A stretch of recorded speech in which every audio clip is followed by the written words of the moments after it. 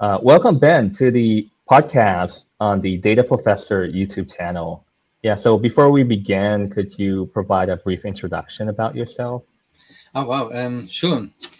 Yeah, so I'm Ben. I'm head of data science at loveholidays. I'm yeah really like programming and solving abstract problems, and that's I guess that's why I'm data science and why I've written a book as well. Awesome. Yeah, so like for this podcast, we have quite a lot of topics that we would like to talk to you about. And so before we begin and dive into the specific topics, time series analysis, Hmm. which is your domain and the topic of your recent book. So let's perhaps get to know you more. Hmm. And yeah, so for those who are watching this podcast, toward the end of the podcast, we're going to have a giveaway. So you want to stick to the end of the podcast video for a chance to win some ebook copy of Ben's latest book on time series prediction. And so the question that I would like to ask you so that we could get to know you more is what draws you to data science? Yeah. So I think it's really like a very basic question. Like so one of these fundamental questions about your personality and so on, right? So I think really from like growing up, I had so many different interests, and then and you try to find some outlet for it and to be creative, really. And data science is kind of what yeah really perfect outlet really for so many intellectual endeavors, right? You learn about yeah, business models of the companies that you work at. So I learned about betting, credit defaults, about recruitment processes at larger companies, and yeah, job applications. And I learned about, and now I'm learning a lot about holidays and yeah, holiday industry.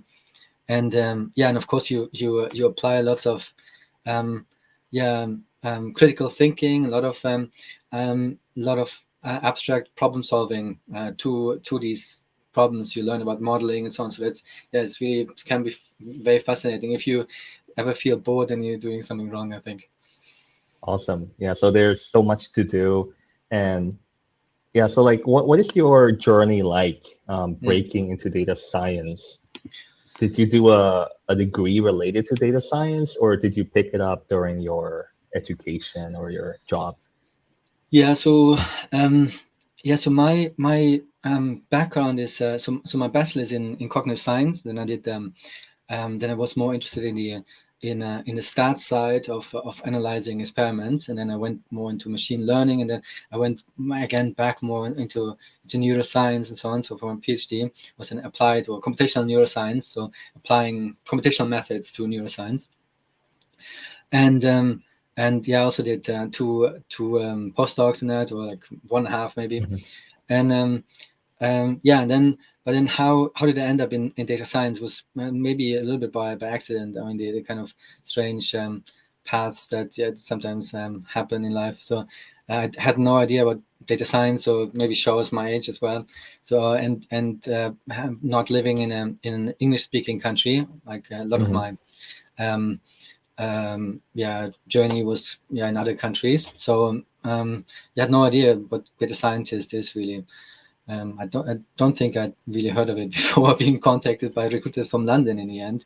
I Mhm. did some interviews and ended up doing a Google style whiteboard interview for a startup in London, betting company, and it was Mhm. really very good experience. So all of it really. Um, so yeah, then yeah, there was a lot of ramping up, obviously. So the working style is different.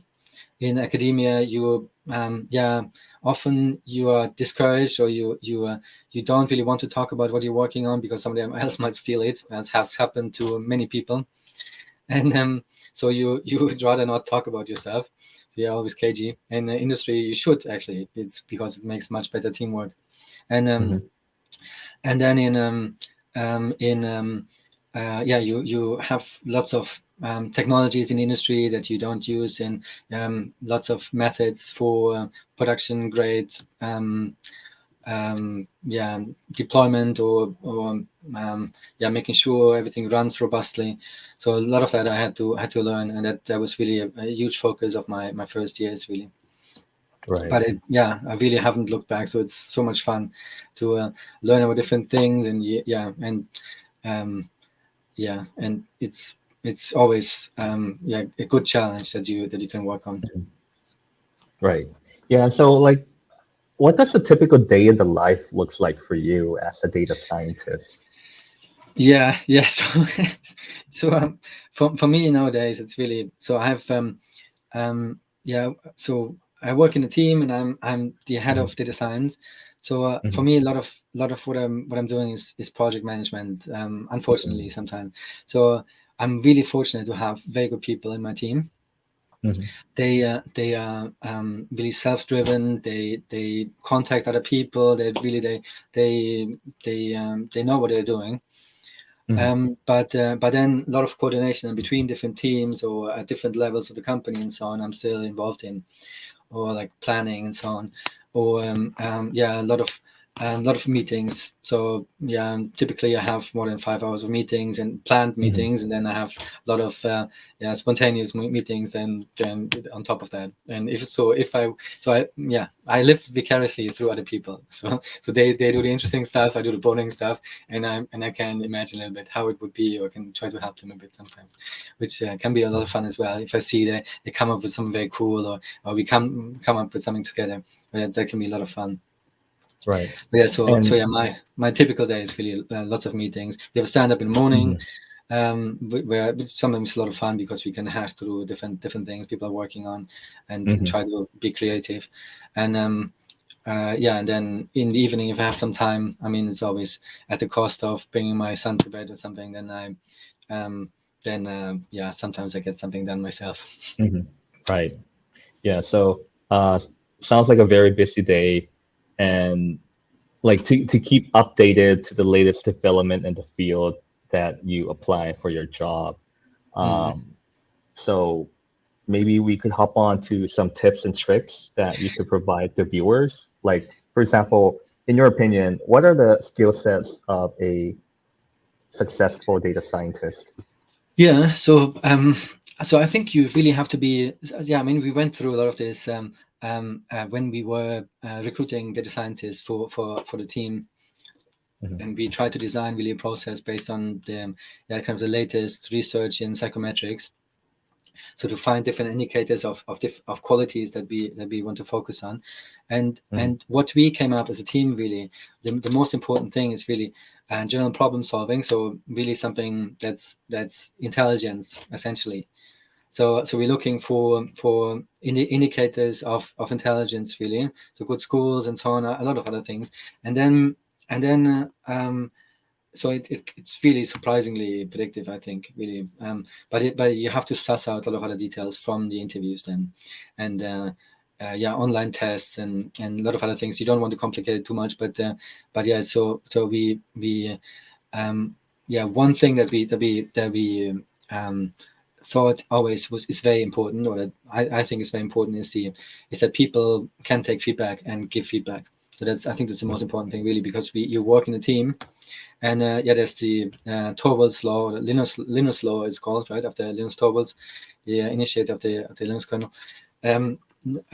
Given enough eyeballs, all bugs are shallow. So more generally, so you can, if you have enough people, or a lot of perspective on one problem, then you can solve it much better. Mhm. So I really believe in that. And and I think we really have good discussions in the team, and we help each other out. It's so much more fun as well, the social component of it. So that's something that we're looking for as well. If somebody can take feedback, incorporate it maybe in their thinking, or like give also feedback. I mean, it's never one-sided. Right. Yeah. Mhm. Yeah. Yeah. And another question that I would like to ask is, when you encounter a new data problem, what is your thought process and how do you tackle that problem? Yeah. Yeah, it's really interesting. So I think a lot of it is really from the business side. So you Mm-hmm. want to start from what the actual requirement is. What's your goal? So usually Mm-hmm. it's money. You want to make more money, right? Or you want to increase the click rate from one page to the next page, or something like that, right?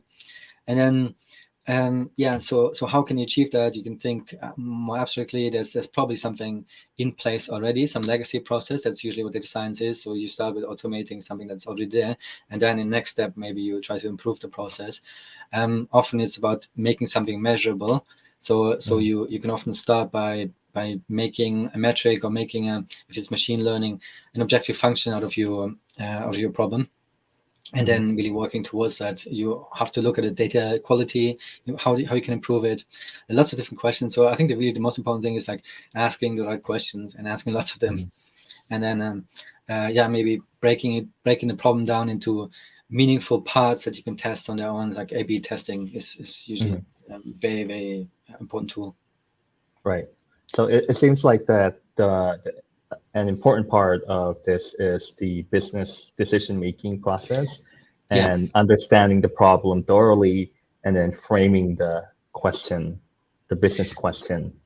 Yeah. That's Mhm. really it. Yeah, that's a good way to state it. Yeah. Mhm. Yeah. Yeah, so you can of course think about what could be interesting as well. So what kind of models are Mhm. interesting to you, but maybe Mhm. as often that's a little bit like the hammer, like if you have a hammer, everything is a nail or something, right? So you want Mhm. to find something that's really useful for the current situation, but also maybe Mhm. for yeah, strategically for your team. So what fits slots in different places and can bring broader benefit perhaps. Right. Mhm. And yeah, so I wonder about your tech stack, like what are your favorite tools and libraries and what programming language do you use for your time series analysis or your day-to-day job?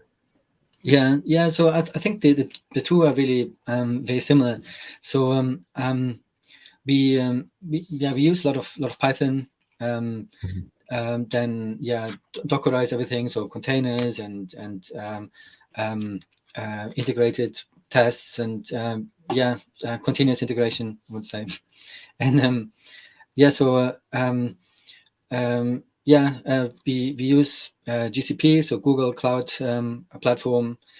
Really about libraries, there are so many good libraries, and Python is just has such a great ecosystem of it's just amazing. You look around a bit and you find somebody who has done so Mhm. much interesting work in different places, and it's just yeah. Yeah, also work on the book. I found so many cool yeah, people, really inspiring Mhm. people, and just through their projects really, and libraries that have come out just recently in Mhm. 2021, many of them, and Mhm. but yeah, so just the essential libraries are definitely just scikit-learn, Mhm. pandas, and so on. And for machine learning, really, then the deep learning libraries, PyTorch and TensorFlow. Mhm. Um, I think yeah, recently research has focused much more on PyTorch, so I think that's probably the one to focus on at the moment.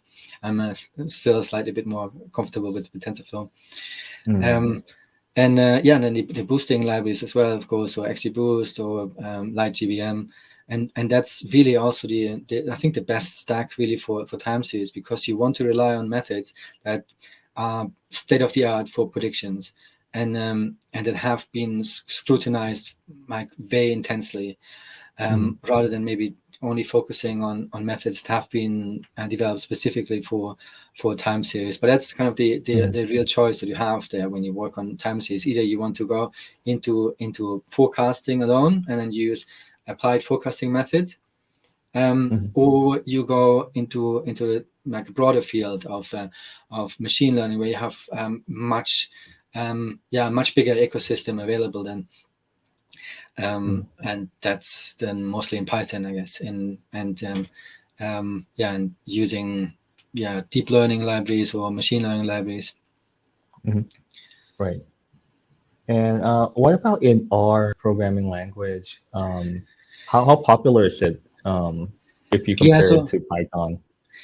yeah, so I was following that a bit, and of course, yeah, especially early on for when you started your career, you think about what should I focus about, and also when you work in a team, you want to exchange what you work on with other people in the team, and then of course, then what do you focus on as a team? You have to decide at some point, do you do it in R or do you do it in Python? And yeah, you can maybe use both, but it's not really, you can't really build on top. Then if people work in Python and in R, you have to develop from scratch every time a lot of these tools. So yeah, so recently, I mean, if you just look at Google Trends or or the what's it these machine learning the programming language top lists, or what's it called? Don't remember at the moment what these lists are called, the different prominent ones. It's always Python is much higher. So Right. Python is like in the top 3 usually, and R is maybe at number 20 or something, similar to maybe don't know. Less popular than SQL, less popular than if you call it a programming language at all, SQL. And yeah, and if you think about production quality, also you don't really have any good tools really to make sure that the code is stable and so on. So the whole ecosystem is much stronger in Python, and the trend for Python has been really improving over time, over the last 15 years, and decreasing for the last 5 years at least in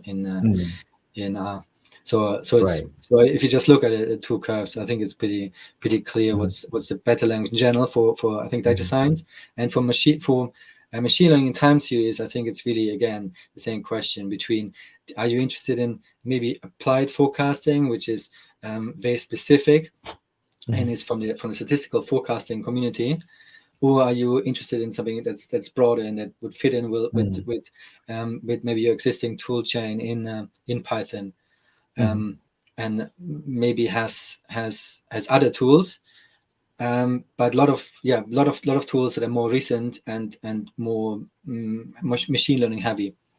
Right. Then so that's really I think the main decision. Right.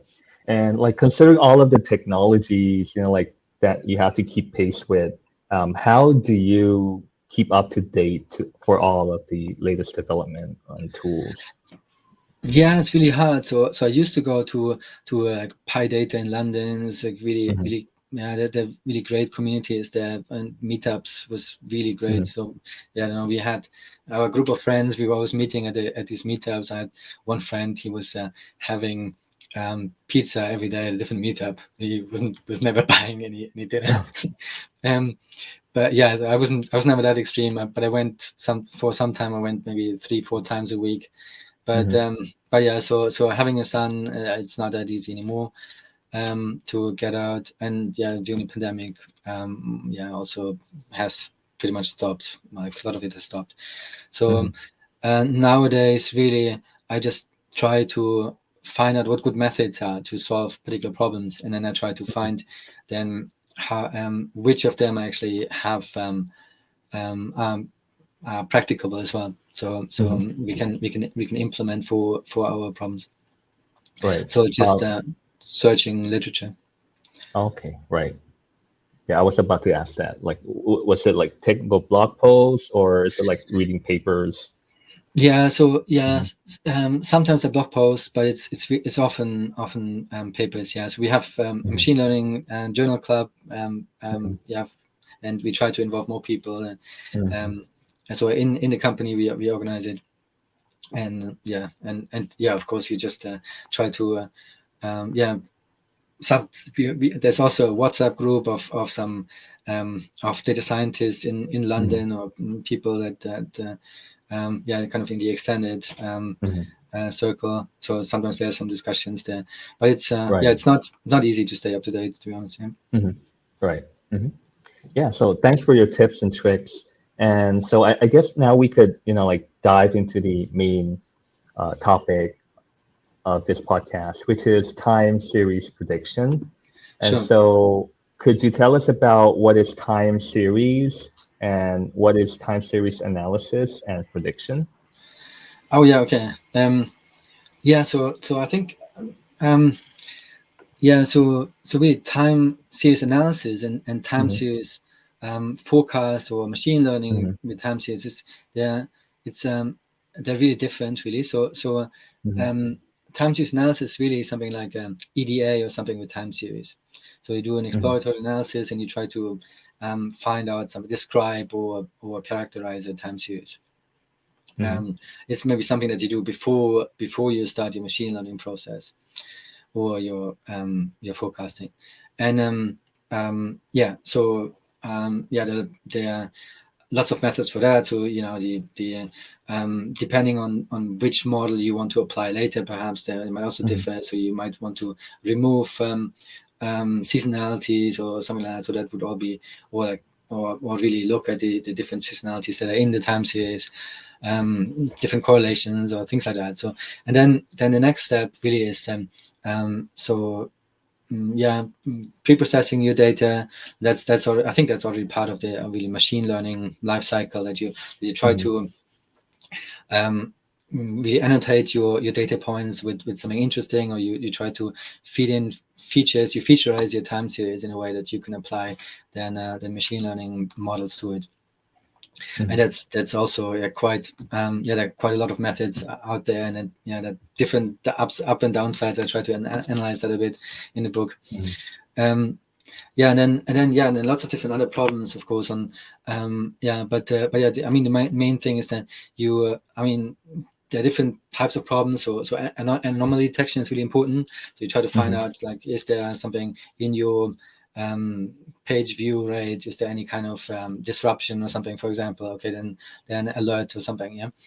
And and all bigger companies that have something implemented. So it was also quite interesting to look at that.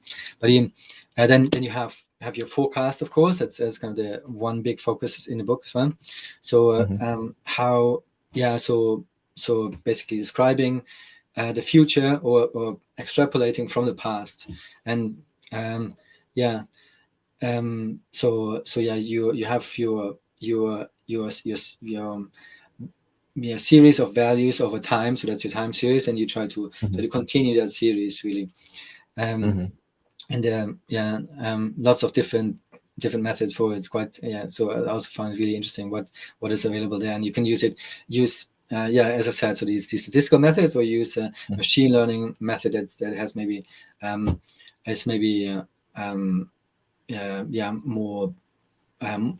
it's more general, more generalizable, and you can use a lot of methods for that you can use more for machine learning in general.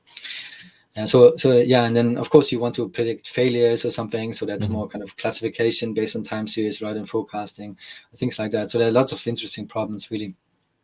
Right. Yeah, so you mentioned about predicting failure, and then you mentioned that it is like a classification problem. And so how does that exactly work? Is it like based on the time series you make the classification? Is it like that? So for example, let's say you have lots of different words in your logs. So just your you have your text in what you log out from your backend, let's say, and you analyze that, and you have timestamps with all of these. So then let's say you choose, I don't know, 100 important keywords that you want to focus on, and then over time you have either an occurrence or non-occurrence or something, and then maybe at a certain time you have an occurrence of a failure. So your I don't know, your cluster fails or something, or like your your website breaks down, and then so you want to be able to predict that. So it could be so this wouldn't necessarily be a forecast, because you're not trying to continue the values, you're not trying to say which words will come up in the log, but you're trying to predict something separate, which is then the onset of a failure, for example.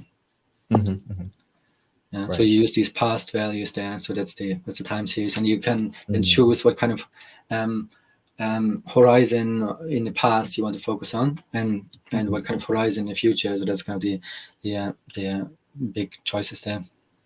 Right. Yeah. Thanks for the clarification. In your opinion, what is the most difficult part of working with time series data? Yeah, so there are lots of interesting parts. So I found it really fascinating what kind of methods out there, and look around, so I think very challenging is getting an understanding of what's out there and what is a good fit for your problem, for particular situations. Yeah, and yeah, but more specifically maybe. So you have you are what you're doing when you look at time series is always you create a model based on Mhm. correlations in your past, and then Mhm. you assume that's still working in the future. So of course, in most situations it's the best you can do, because you only have the past, really. You can't look at the future, and you don't have anything better available. But Mhm. it's an assumption, obviously, that and you're missing out some of the causality, some of the, you have this these incidental occurrences, perhaps. So yeah, what I find interesting is tools like reinforcement learning, where you can really experiment and get more the causal nature rather than correlations, or tools like in online learning, where you can adapt your models more, retrain your models, than when it is a change point detected, for example. So Mhm. so a lot of interesting tools, and a lot of but I thought this was really the most challenging part, perhaps, about time series. Right. And also like there's this seasonality thing, and also like probably model Hmm. drift. Oh Yeah. yeah. Mhm. Is that challenging, or is it Oh yeah, definitely. typical? Yeah, sure. Yeah, it's good, Mhm. very good points. Yeah. Mhm. So the seasonality is definitely a big challenge Mhm. for a lot of the traditional models. They just Mhm. can't handle seasonality, and I personally I find it yeah very strange, to be Mhm. honest, that models developed for time series wouldn't be able to handle seasonality. And so Mhm. you'd think that's more kind of the most natural thing that it should be able to handle, but yeah, you often have to remove it and then add it back in or something. So Mhm. yeah, it didn't really make sense to me at the beginning. You get a bit more into the logic of things, but Mhm. yeah, I still think yeah, machine learning models, they more these more broader machine learning models, they can really handle stuff like that. So Mhm. that's yeah, that makes more sense to me personally. Mhm. Right. Mhm. Yeah, and drift, of course. Yeah, drift is really very interesting. So then you have these. So you can detect drift, of course, in the data. Often it's not Mhm. done. So, but you really have to do monitoring of your so kind of ML ops of your models, as Mhm. as the performance deteriorates over time, usually. And then once the deterioration is strong enough, you have to really retrain your model, or you just Mhm. retrain it all the time. So Mhm. that's something that makes a lot of sense to me. Right. And then Mhm. the question is, of course, how much of the past really you should take into account, right? So that's kind of Right. the big question in time series, isn't it? So how much do you look into the past, and how much of a lag do you have, perhaps, as well, and how much you Mhm. really want to trust trust like the most recent data, but perhaps most past data. And Mhm. yeah, that's also a kind of fundamental problem, I think, in time series. Mhm. Right. Mhm. And yeah, so let's explore some of the real world applications of Sure. time series prediction. Could you provide some examples on typical use cases? Yeah, sure. Yeah. So I think so finance, I think, is a big one. Mhm. So yeah, what's the GDP in the next year? What's the unemployment rate in the next year? So you see all this in newspaper, and yeah, this is all Mhm. kind of time series forecasts, really. Right. Then you have yeah, we talked before about yeah, kind of quality assurance. I guess these failure predictions. So that's also a big thing. A lot of it is operations research. So you want to have this kind of control or feedback control where you say, okay, if this happens, then do this and so on. So there's a lot of time series in that. So how do you respond to a situation like that? How you can predict what is going to happen and then make the right adjustment. So yeah, there's a lot of that.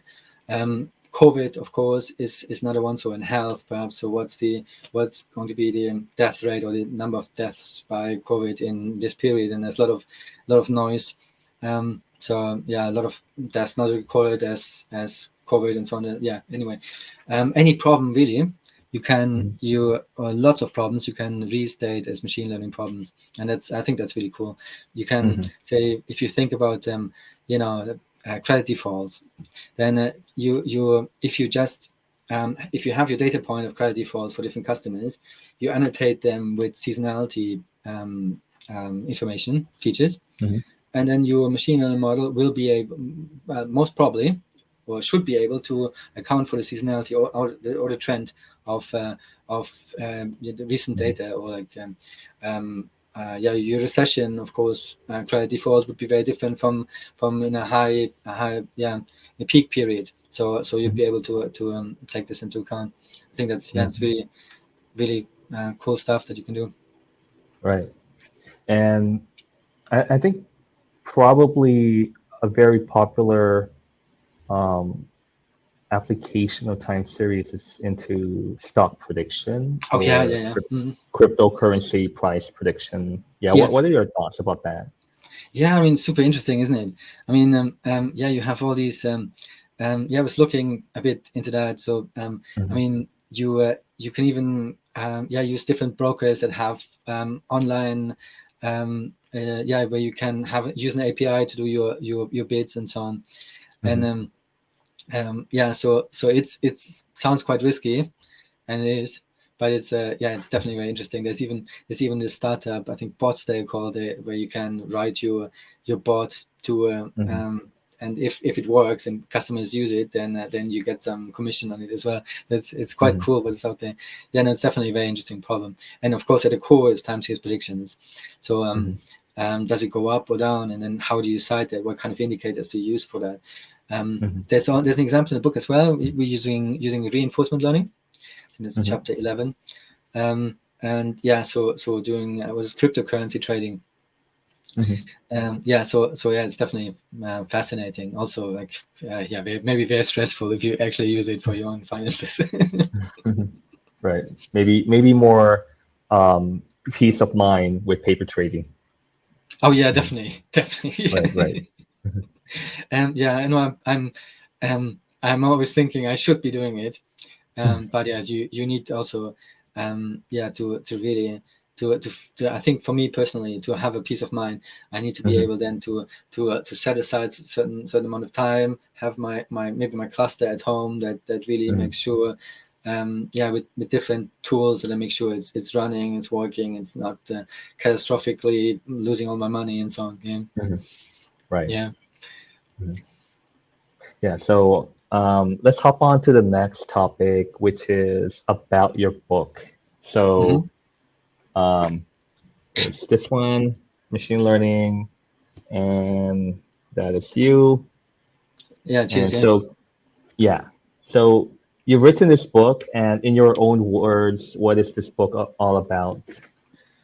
Yeah. So there. So it's really like it emerged really from more fundamental question of what's how can we make better use of data. So I mean, either we use very long time series of the past, and then perhaps very long, and then use an aggregate of that, and then how reliable is that really, or can we maybe make something more meaningful out of that using a forecast or a time series prediction. And so that's really how this all came about for me. And then on the market, I didn't really see anything that was state of the art really about recent research on machine learning in time for time series. So then I just started looking into that. And there are a lot of code in there, so a lot of practical examples using state-of-the-art methods on data, and a lot of that is available on GitHub as well. Really, lots of industry use. So what they're doing at Microsoft for anomaly detection, at Google, and so on. So so I tried really to review a bit in the use in industry. I really tried to think of different kinds of scenarios where it could be interesting. So as I said, drift before, or like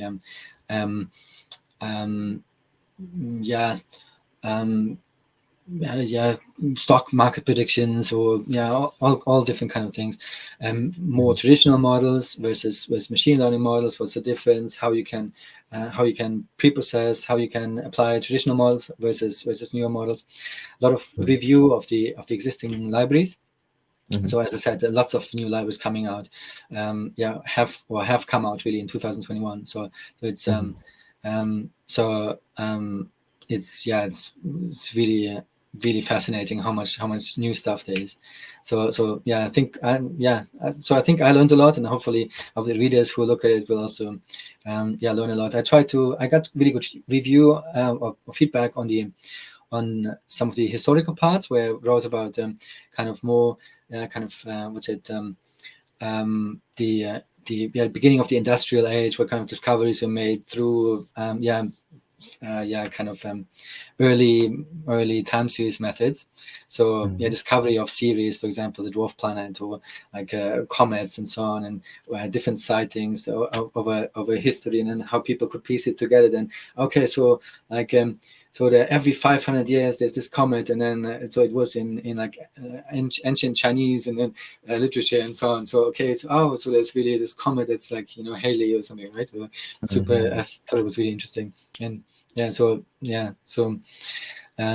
really hope it's interesting for people. Really, a lot of different stuff in there. Right. Awesome. Yeah. So like the other day, I posted a tweet thread on Twitter about this book, provided a high level overview. And I noticed that some of the question asked was like, the data set used in the book, is it a toy data set, or is it based on a real world data set? Yeah, I think, I don't, okay. So for some of the maybe more traditional methods, these, what is it, bike usage or something, they are maybe more on the toy side. Of course, there's this limitation of what you can really do in a book, or what you can show to people, kind of scale. You don't want people to use use a cluster on Google Cloud or something to be able to solve some problem. But I think there are a lot of interesting problems on real data sets. So even the bike usage is a real data set. I think it's really so at least I hope I strike a good balance there of using interesting enough data sets and interesting enough problems, but at the same time not being too going too much out there, or like also tweaking and parameter tuning and all this kind of stuff. So a lot of the chapters, they end with some suggestions of how much could be still improved. And something easy that can maybe lead to a lot of other discoveries. Right. Yeah. Right. And for the target audience of the book, how much Python coding should the reader have? Could it be a beginner, or should it be a intermediate reader for the book? Yeah. So the first chapters, really, they start from some basics, really. But then if you it might be quite steep if you're new to data science and new to Python. So I think there's something for everybody in there. But yeah, just be aware, if you are a beginner, then at least some of the later chapters you might really struggle. Mm-hmm. Yeah, but so I think really for an intermediate reader, there's a lot of things that you can find there about different kinds of models, and something that you can really then use outside even of time series. Mm-hmm. Awesome. Right. Yeah. So I wonder, when you write the book, how long did it take you to write this particular book? Yeah, so that was about 6 months, I guess. Yeah, Mm-hmm. so weekends mostly. Mm-hmm. Yeah, yeah. So yeah, really. Yeah, usually I spend maybe 30, 35 hours with my son every week, and then while writing the book, it was a bit less, so maybe Mm-hmm. like yeah, it I think a lot of writing, a lot what writing a book is about is about good organization, that you structure your Mm-hmm. thoughts. So for my first Mm-hmm. book, really, artificial intelligence with Python Cookbook, Mm-hmm. it was Right. a lot of it was much more experimental and going crazy and so on. So this one is Mm-hmm. more organized, and also Mm-hmm. took less time than to actually write. So a lot of it was about researching, thinking, and so on. Something um yeah Mm-hmm. something that I can maybe do in the evening a little bit, and then Right. really the writing and is then over the weekend. So maybe Mm-hmm. 1 or sometimes 2 days like intense writing. Right. Yeah. So, yeah, the reason I'm asking is because I would like some advice from a book author such as yourself, because I'm also um, interested in embarking on the book writing journey as well. And yeah, Oh, probably if mhm. I could find time, I'll definitely want to explore this very exciting area of writing a book. Yeah, so I mean, Mhm. you asked me before how you can Right. stay up to date, right? With Hmm. so really challenging yourself on a Hmm. project where you have delivery goals and timelines and so on, really forces you Right. to be to be very methodical about acquiring Hmm. new knowledge. So Hmm. I mean and can be a lot of fun as well. Right. Right. Yeah. Actually, I heard from one of the Nobel laureate in one of a talk. He mentioned that if he wants to learn something new, he'll write a book about that. What are your thoughts about that? Yeah, who was that? Do you remember? I think it's the scientist who developed NMR Oh, right. Okay. spectroscopy. Right, Right. okay. Yeah, I thought Roger Penrose said something similar as well about his theory of the brain or something. So he just had to publish it Hmm. and maybe think about it or something. Yeah, it's interesting. Yeah, of course. Yeah, Right. so yeah, definitely um it's you learn a lot, and you really Hmm. you're forced to do it. So you have this social contract, I guess, that you're committed to it, and you have these Hmm. timelines, and you have concrete Hmm. steps. Really, you break it down, and so yeah, so you definitely learn something. Hmm. Awesome. And could you share with us if you have another book in the pipeline? Oh, no, I don't.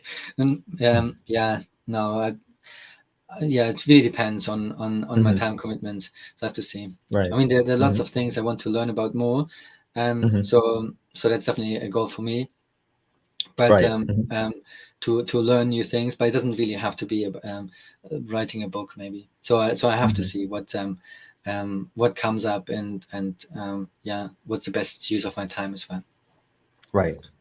Yeah. So we're coming to the end of the podcast, and could you tell us how the viewers could reach you on Twitter or on LinkedIn?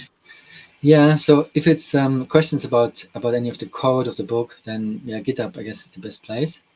Hmm. Yeah, you can tag me as well on Twitter. Yeah, my handle is Benji1A. Some people there to me used to call me Benji very long time ago. Hmm. But don't call me that. And they have to tag on the 1A because yeah, just to anyway. So Right. um, yeah. So yeah, but I think the best place really to ask specific questions could be on LinkedIn. So I'm Hmm. always there. I'm also on Goodreads. I think there's an author page or something, but yeah, Hmm. usually Right. very low volume. But yeah, so yeah, there are lots of ways to reach me, I think. Right. So we'll provide the link to that in the video description. And so for this particular podcast, we partnered with Packt Publishing. And so we're holding a giveaway. And so can we have Dr. Shailesh to provide some more information about this? Hey, thank you Hey. so much, first of all. Hi, Chanan. Hi, Ben. Thank you so much, first of all. It was quite insightful. Lots of great conversation around the book and also on the topic. So, as you mentioned, Chanan, we will be giving away a few free ebooks of Ben's book. And to participate in the giveaway, we just request our readers to answer one simple question, which is that how are they using time series at work and how is it helping them? So yeah, I think we'll be picking up people who respond to the giveaway at random. So please do participate, and we are very keen to come across some interesting use cases through this question. Yeah, cheers. Awesome. Yeah, so to participate in the giveaway, drop your comment in the comment section. And so we'll also post the question in the pinned comments of this particular video. Right. Okay. So yeah, thank you everyone. And yeah, so we'll also make some announcement of the winner probably a week after this video goes live.